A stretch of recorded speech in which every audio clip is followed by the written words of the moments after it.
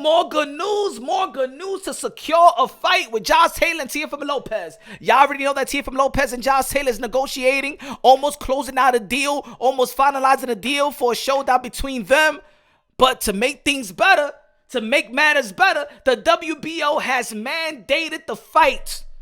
The WBO has given Teofimo Lopez and Josh Taylor 10 days to negotiate. If they don't finalize the deal, it goes to a purse bid. So now it's gotten more serious, and I'm happy about it.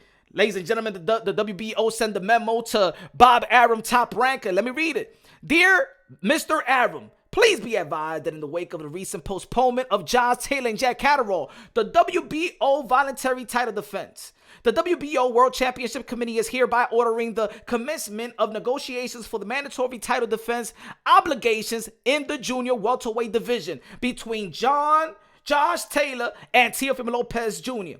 The camps herein are granted 10 days upon issuance of this notice to reach an agreement or purse bid proceedings shall be conducted pursuant to the WBO regulation of World Championship contest. The minimum bid for the junior welterweight division is 150 G's. Any of the parties involved in any requested purse bid ceremony and any time during the negotiations process. Lastly, this committee reserves its right to issue all further rulings deemed necessary, helpful, and convenient to accomplish the purpose, the policies, and intent of the WBO regulations of World Championship contest, including serving the best interest in the WBO junior welterweight division. Yes, ladies and gentlemen. Great news. You know what I'm saying? It's great news.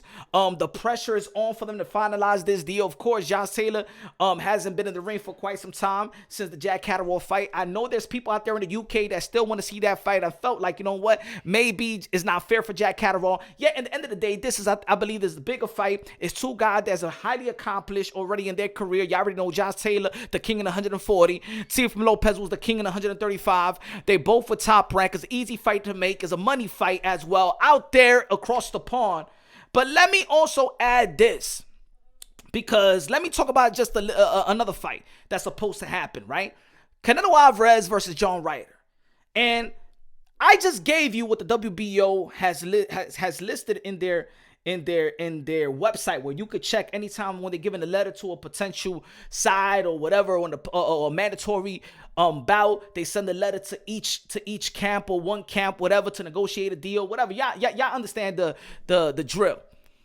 And in this channel, there's people out there that just is frustrated with my take when I say that, yo, I'd rather see Canelo Alvarez fight a better opposition, a better challenge, and maybe the guy, a better opponent, and he's available. I say Demetrius Andre. Jamal Charlo haven't been in the ring for quite some time. Y'all already know that David Benavidez and Caleb Plant is fighting, but the best challenge right now, the guy that's actually, don't have a fight and is actually available, is Demetrius Andre. When people be like, but come on, Punch, John Ryder is mandatory. John Ryder is mandatory. And I tell the people, when did they mandate the fight? Maybe they will mandate the fight, but when did they mandate the fight? When do you see anybody giving a letter to Eddie Hearn or giving a letter to Eddie Hearn, John Ryder, Canelo Alvarez to negotiate a deal because they mandated the fight? No, Canelo Alvarez is actually picking John Ryder, and this is what it is. I'd rather Canelo Alvarez pick a Demetrius Andre, a guy that's been waiting like 9 years to get a fight. But I'm not. Look, I know people ain't going. There's people out there that just hate the matchup, hate Demetrius Andre and stuff like that. But let me tell y'all this though. Let me tell y'all this. Canelo Alvarez is not mandated to fight John Ryder. He's in position as the mandatory up to right now when I'm doing this video. He's just in position, but he has not been mandated to fight. And the reason why I'm bringing this up is because I bring it up in lives and videos. See, the WBO mandated Josh Taylor and Teofimo Lopez. Before they was negotiating, but now they have to negotiate if they want this fight, or Josh Taylor will be stripped. Canelo Alvarez is not mandated to fight John Ryder.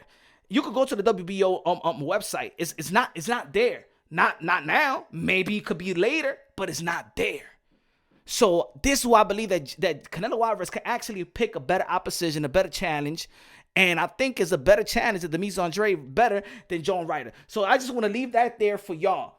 Especially when the WBO is very transparent with the boxing community, because they put their information out there in their website. You can see every letter in the WBO website. So when somebody be like, hey, yo, he's mandatory, yo, he's got to fight him, you got to ask these people, did they mandate for them to go to a negotiation? Did they mandate a purse bid and stuff like that? So look, Teofimo Lopez and Josh Taylor is an official mandatory fight. If people wanted Regis Prograis and Teofimo Lopez, maybe Mauricio Sudamon and the WBC should have mandated Teofimo Lopez, and then they would have been probably trying to go to purse bid and stuff like that.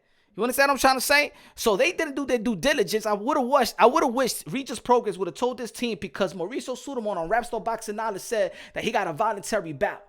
Now, the voluntary bout don't help him get the fight with Teofimo Lopez, because, of course, y'all heard, rumors are saying that Top Rank don't want to do business with Pro Bellum, because Pro Bellum, rumor has, people assume that they still got ties with MTK and stuff like that. Y'all already know what MTK is going through. There's none of my business, all right? But y'all understand what I'm trying to say. That's why we didn't see Jason Maloney versus Nonito Donaire. That's why we didn't see Jose Ramirez versus Regis Prograis and stuff like that.